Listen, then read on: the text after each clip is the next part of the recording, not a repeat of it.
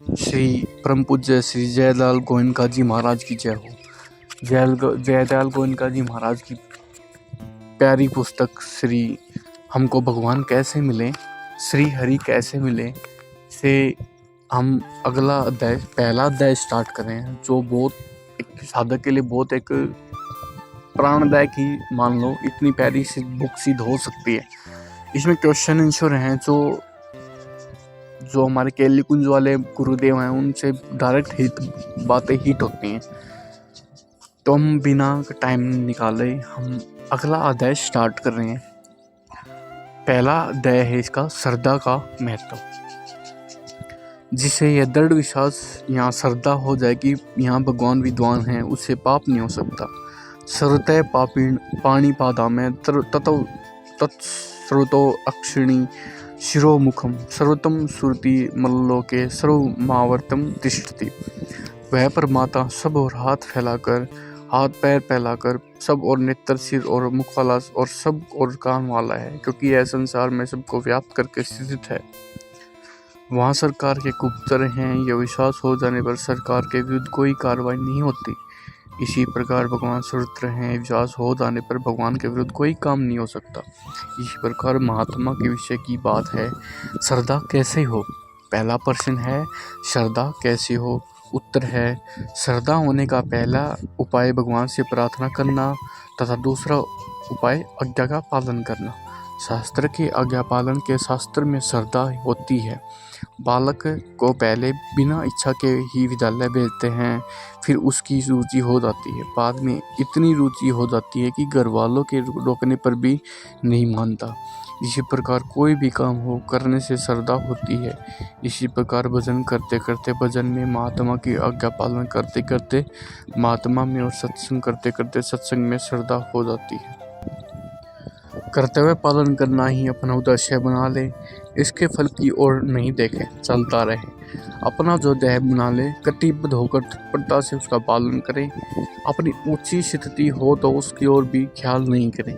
स्वामी यदि नरक में भी डाल दें तो वह भी उत्तम है, उसमें भी अपनी प्रसन्नता ही रहे। श्रद्धा प्रेम बढ़ने के लिए भगवान से प्रार्थना करनी चाहिए, यह भी कामना ही है, परंतु परमात्मा से प्रभाव न जानने के कारण ही प्रार्थना की जाती है। परमात्मा से कहेंगे तो जल्दी होगा, नहीं कहेंगे तो नहीं होगा, ऐसी बात नहीं है।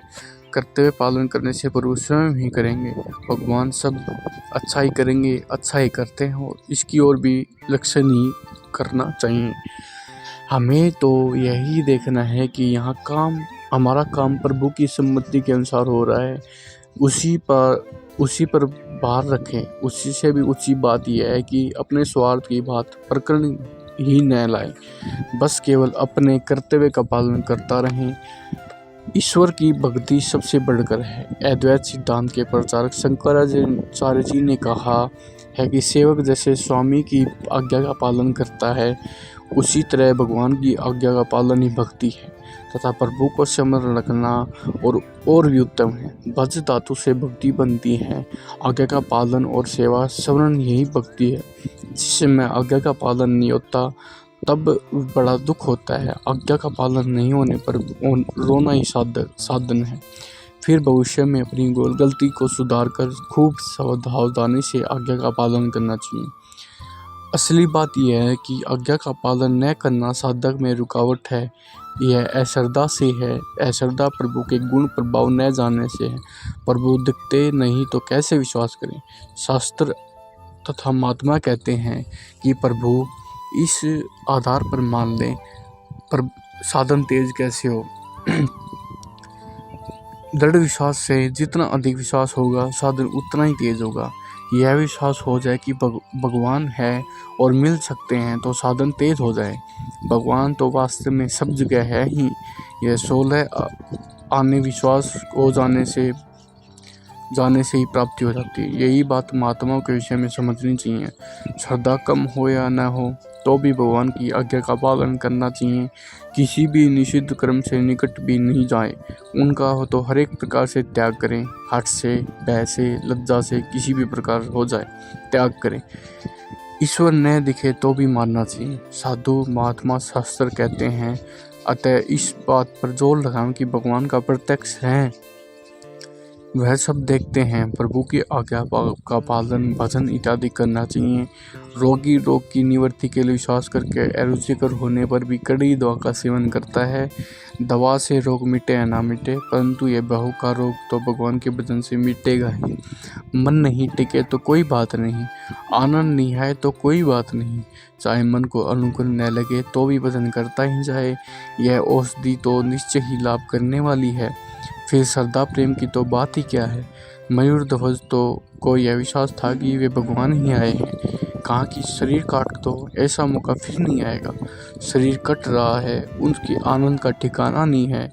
प्रहलाद को आग में डाल दिया, सुधनवा को तेल में कढ़ाई में डाल दिया। इससे भी यह दिखड़ी परीक्षा है। यहाँ तो भगवान की दया से आग ठंडी हो गई। प्रहलाद के शरीर को काट नहीं सकते, परंतु यहाँ तो उसका शरीर कट रहा है, फिर भी आनंद का ठिकाना नहीं है। दुर्योधन की भगवान में श्रद्धा नहीं थी, इसलिए उसको भगवान की प्रत्येक क्रिया खटकती थी। उसको भगवान एक भी क्रिया अच्छी नहीं लगती थी। गोपियों को भगवान की एक भी क्रिया भारी नहीं लगती थी। एक एक क्रिया आनंद देने वाली थी, केवल एक वियोग उनको सहन नहीं होता था। भगवान शाम को गाय चरा कर आते थे। उनका धूल ही दूषित अंग भी उन्हें बहुत ही बन भावना लगता था। वह धूल भी भगवान का कहना हो गया। गोपियों के लिए उनकी सारी क्रिया शोभा के रूप में है। बालों के साथ बैठकर भोजन कर रहे हैं, बालकों के साथ बैठकर भोजन कर रहे हैं, कोई भी क्रिया कर रहे हैं। असुरों को मारने की, काटने की सब क्रियाएं आनंददायक हो रही हैं।